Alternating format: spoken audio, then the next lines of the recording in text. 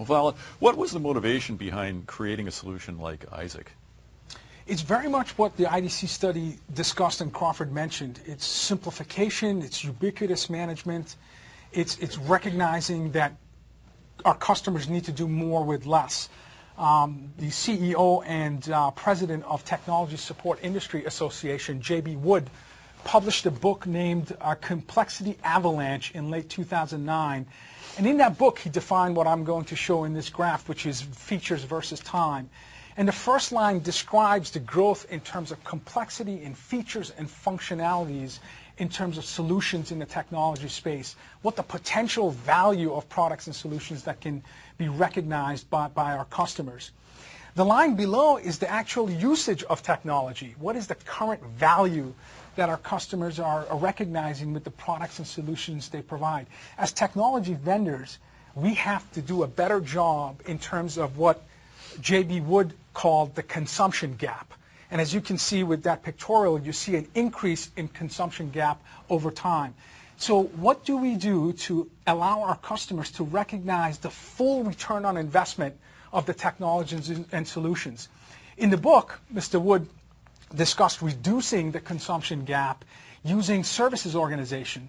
And we believe that on top of services, if you can deliver tools to our customers that are easy to use and can allow them to do more with less, we have then successfully reduced this consumption gap.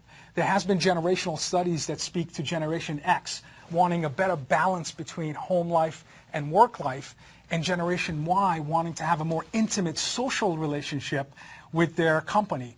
And we think by delivering social products to social people, i.e. the social enterprise, we've addressed both generational needs. Well, you make a convincing case. Can you drill down a little bit and show us how Isaac works? Sure, absolutely. The last bullet in this slide speaks to consumerization of IT, and we've talked about and recognized the bring your own device.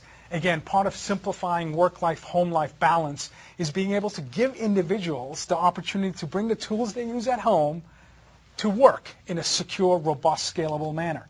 So here's an example on the screen of an iPad, a good example of smartphone, tablet in terms of consumerization of IT.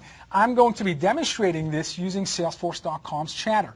Salesforce.com's enterprise social tool Chatter is a mashup of best of Twitter and Facebook combined. We've been using Salesforce at our enterprise since 2003 for all our mission-critical customer-facing functions, sales, marketing, service and support, and so on and so forth. So you notice the command that I've issued at the bottom here starts with a simple hashtag find Chris. Natural language. My customers in Spain will be finding Chris in Spanish, and my customers in German issuing the command in German. So one takeaway here is natural language, very common, using an alias Chris. It's not a complicated protocol IP address or MAC address. And Isaac's first response through Chatter is all of this rich information about Chris. You'll see his network name, the SSID. Chris is a mobile user. He's connected to a network that's wireless. He's on the second floor of our corporate office in Andover, Massachusetts. You see the MAC address and IP address, all of the information about the tools that Chris is using to conduct his business.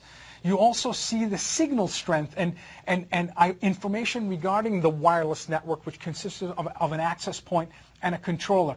Now notice this first response when you talk about productivity and efficiency.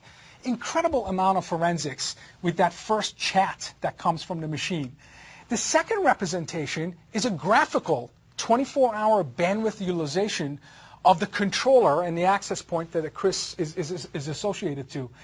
Often when you're troubleshooting and you want to manage a help desk in an efficient manner, you want to have historical information, not just present forensics. And this is technology that allows you to have access to that. Now the last automated response to this simple find Chris is using Google Maps, a topological aerial view of our headquarter location in Andover. Now you might ask, why would that be useful information? As someone who's responsible for global services with hundreds, and in terms of Siemens Enterprise, thousands of field engineers, imagine this social product construct where now you have forensics about a piece of machinery and you can route that information to your ticketing capability, your CRM solution, and then map this information and automatically create a workflow where your field engineers have location information, forensics information, and exactly where to go to remediate what may be a potentially defective component. So this is incredible use case of not only human to machine, but machine to machine social collaboration. And you can see here we've used an iPad as an example with Chatter, but the same sequencing in terms of issuing a social command and having products participate in that can be found in Facebook and Twitter. At Seton Hill, we've installed Twitter as the social media of choice, and that's, again, a multi-channel contact options that all of our customers can benefit from. This, to us, is a perfect example of consumerization of IT.